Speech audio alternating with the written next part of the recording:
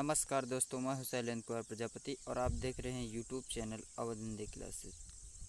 तो आज हम आप सभी लोगों को कबीरदास व मीराबाई की जानकारी प्रदान करेंगे। तो देखते हैं। उस परमेश्वर की कृपा से ही तू सनातन परम धाम को तथा परम शांति को प्राप्त होगा। परमेश्वर कबीर जी के मुख कमल से यह वचन सुनकर परमात्मा के लिए भटक रही आत्मा को नई रोशनी मिली। सत्संगत के उपरांत मीराबाई जी ने प्रश्न किया कि है महात्मा जी, आपकी आज्ञा हो तो शंका का समाधान करवाएं। कबीरदास जी ने कहा कि प्रश्न करो बहन जी। मीराबाई जी के देवर ने कुल के लोगों के कहने पर मीरा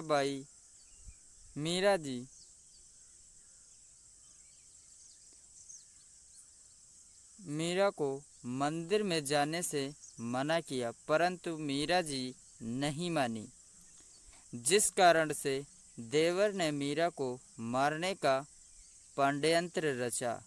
राजा देवर ने एक सपेरे से कहा कि एक ऐसा सर्प ला दे जिसके डंक मारते ही व्यक्ति मर जाए। ऐसा ही किया गया। राजा ने उस सर्प को हार के डिब्बे में बंद करके नौकरानी को दे दिया और कहा, यह बेशकीमती हार है।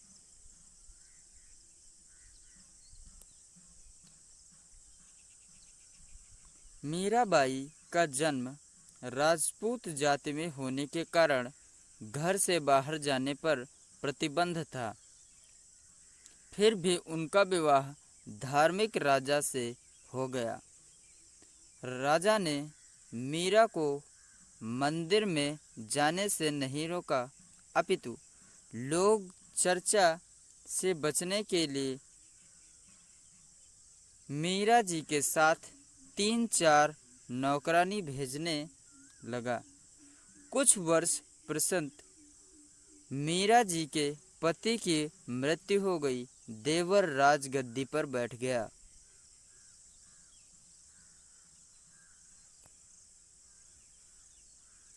मीराबाई ने कहा कि हे भगवान श्री कृष्ण की एक संत जी कह रहे थे कि मैं जन्म मरण समाप्त कर दूंगा। अब मैं क्या करूं? मुझे तो पूर्ण मोक्ष की चाह है। श्री कृष्ण जी बोले कि मीरा, आप संत की शरण में ग्रहण करो, अपना कल्याण करवाओ। मुझे जितना ज्ञान था वह बता दिया। मीरा अगले दिन मंदिर नहीं गई, सीधी संत जी के पास अपनी नौकरानियों के साथ जाकर भिक्षा लेने की इच्छा व्यक्त की। सपेरे ने जब उसी प्याले में कुत्ते को दूध पिलाया तो कुत्ता दूसरी बार भी मुख नहीं लगा पाया था और वह मर गया। उसके बाद राजा ने मीरा को मंदिर में जाने से नहीं रोका, बस उसके साथ कुछ बांदियाँ भेजने लगा। जिस श्री कृष्ण जी के मंदिर में मीराबाई पूजा करने जाती थी, उसके मार्ग में एक छोटा बगीचा था। उस बगीचे में सुबह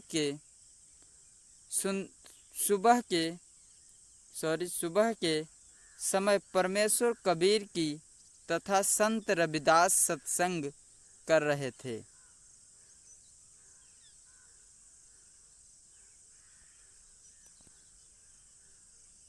कबीर जी की आज्ञा पाकर मीराबाई ने रविदास जी की दीक्षा ली। रविदास रविदास जी ने कहा, मैं तो चमार जाति से हैं और आप ठाकुरों की बेटी हो। समाज आपको बुरा भला कहेगा।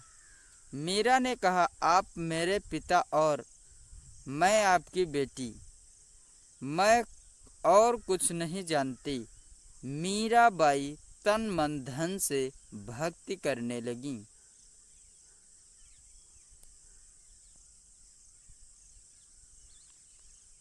मीरा जी ने देखा कि यहाँ परमात्मा की कथा चल रही है।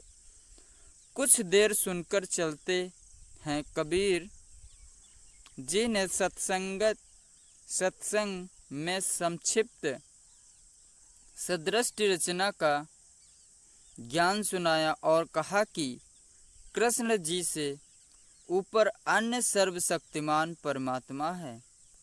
जन्म मरण समाप्त नहीं हुआ तो भक्ति करना और न करना समान है। जन्म मरण तो श्री कृष्ण जी का भी समाप्त नहीं हुआ, उनके पुजारियों का कैसे होगा।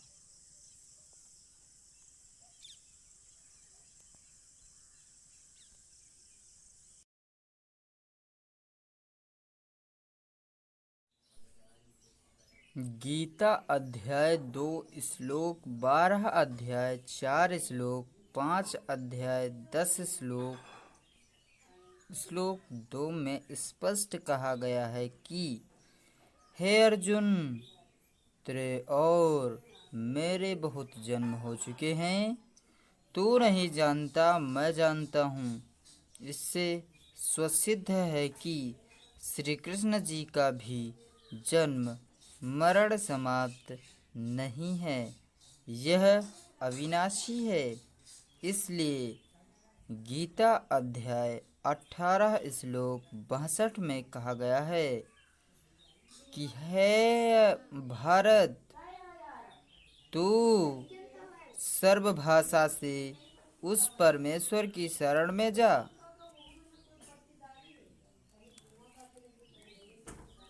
ऐसा कहकर श्री कृष्ण जी ने कहा कि मेरा परमात्मा तो है परंतु किसी को दर्शन नहीं देते।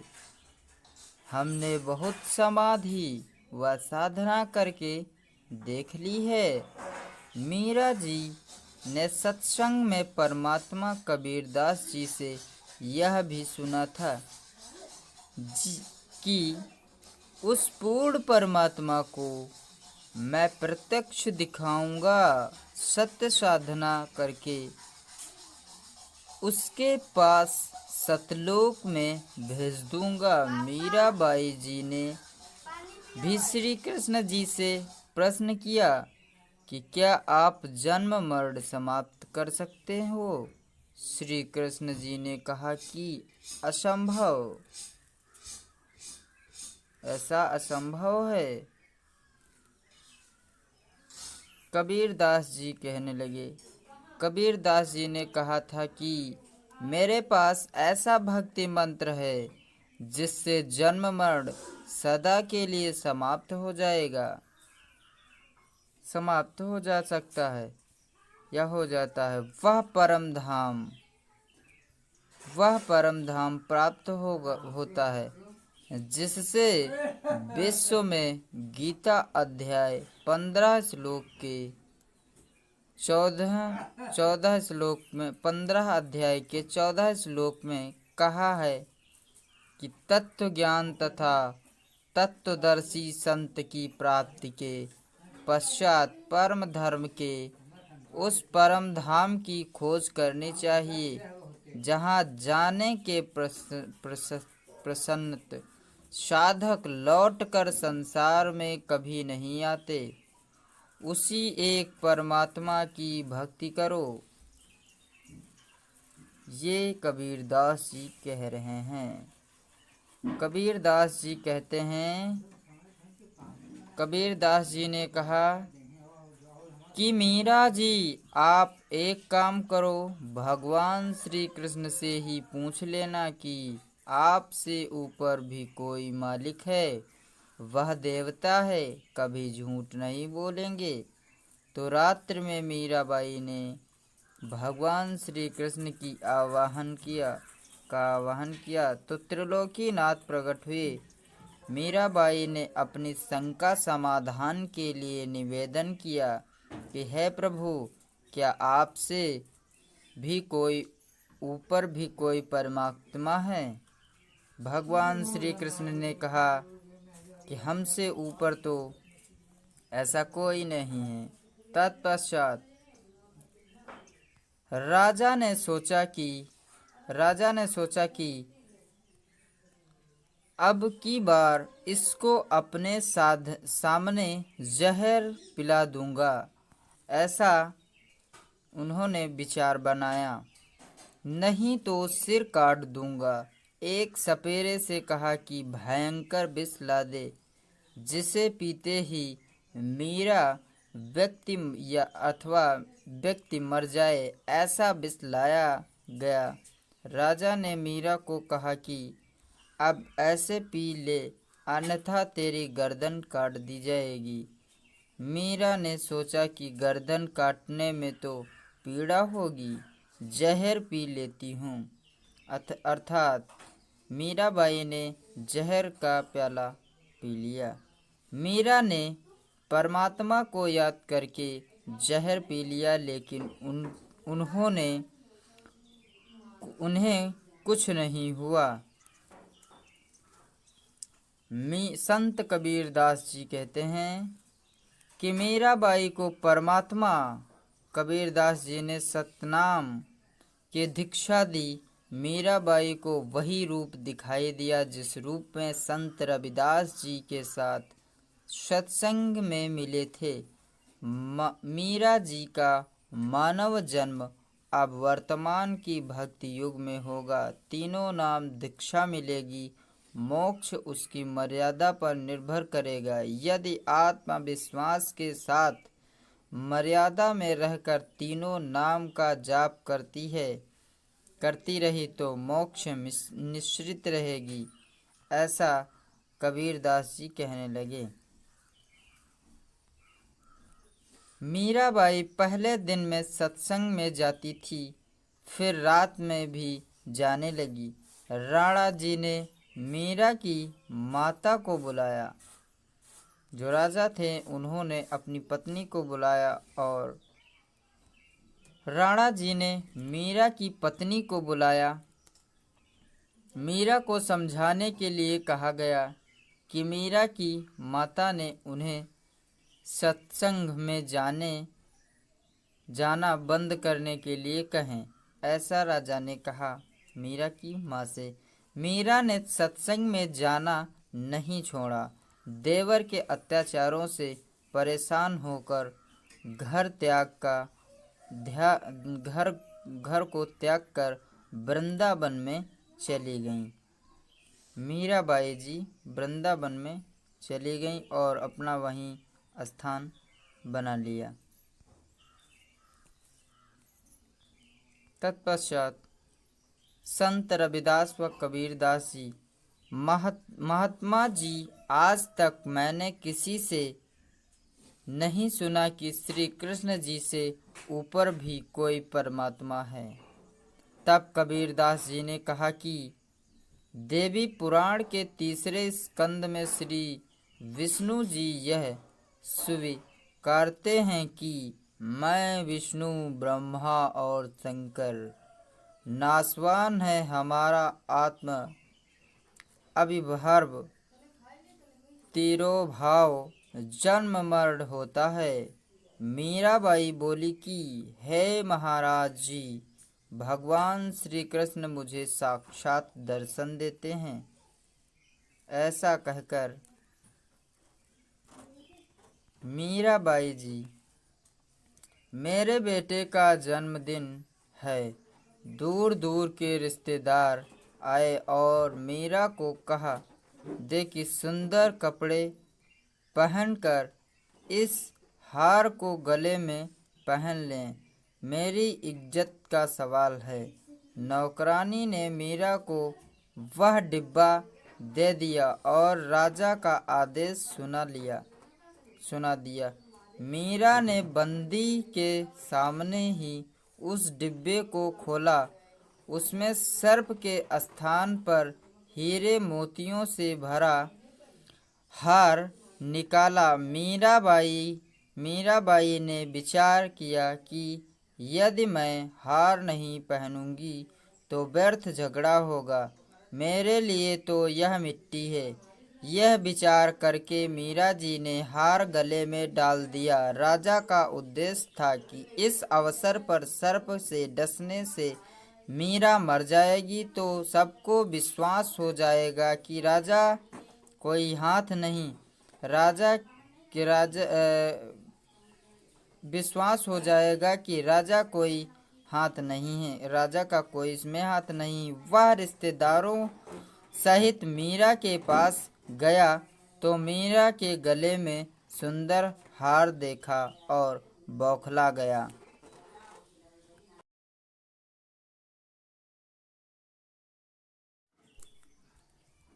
मीराबाई की कथा देखो। अनसुईया की कथा जो थी वो आइए जानते हैं। अनसुईया थी, इनके पति का नाम था अत्रि मुनि। देखते हैं कबीरदास जी और रविदास जी और ये मीराबाई जी। देखिए किस में बताया गया है कि श्री कृष्ण जी से हुई वार्ता भी संत कबीरदास जी से समझा कि उस समय छुआछूत चर्म पर भी ठाकुर लोग अपने को सर्वोत्तम मानते थे। परमात्मा मान बढ़ाई वाले प्राणी को कभी नहीं मिलाता। ऐसा कहकर मीराबाई की परीक्षा के लिए कबीर जी ने संत रविदास जी से कहा कि आप मीरा राठौर को प्रथम मंत्र दो, यह मेरा उपदेश है। संत रविदास जी ने आज्ञा का पालन किया और मीराबाई को प्रथम मंत्र का उपदेश देते हुए बताया, महत्वपूर्ण, क्या हमने भी उस राणा और वहाँ की जनता की तरह किसी संत को रुष्ट किया है? वह संत कौन है जिसके आशीर्वाद से इस महामारी जैसी आपदा से बचा जा सकता है? सोचिए।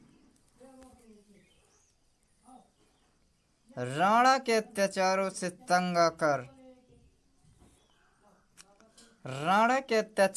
तंग आकर मीराबाई ने घर छोड़ दिया। तब उस क्षेत्र में अकाल मृत्यु, महामारी की मार शुरू हो गई।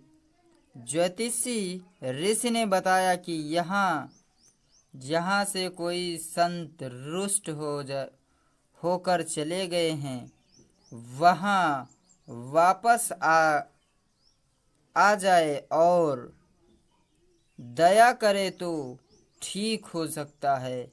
मीरा को वापस ढूंढने लगे और आखिर मीराबाई मिल गईं। उन्हें वापस आने का आग्रह किया, लेकिन मीराबाई ने मना कर दिया। ठीक उसी समय मीरा ने एक तार वाला यंत्र उठाया, परमात्मा की स्तुति करने लगी। आँखों से आंसू बहने लगे और मीराबाई श्री कृष्ण की मूर्ति में समा गईं। तो दोस्तों, यदि यह वीडियो अच्छी लगी है तो please like, share, comment, subscribe करना ना भूलें। जय हिंद, जय भारत।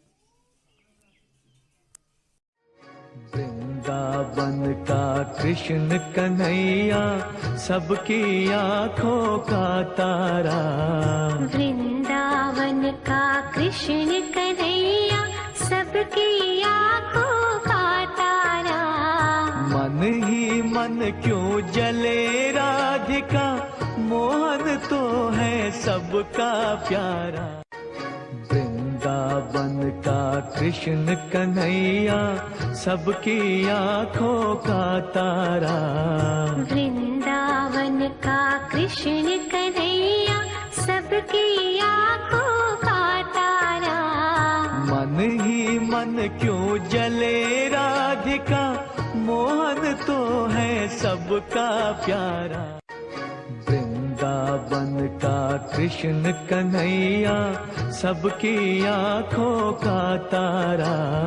वृंदावन का कृष्ण कन्हैया सबकी आंखों का तारा।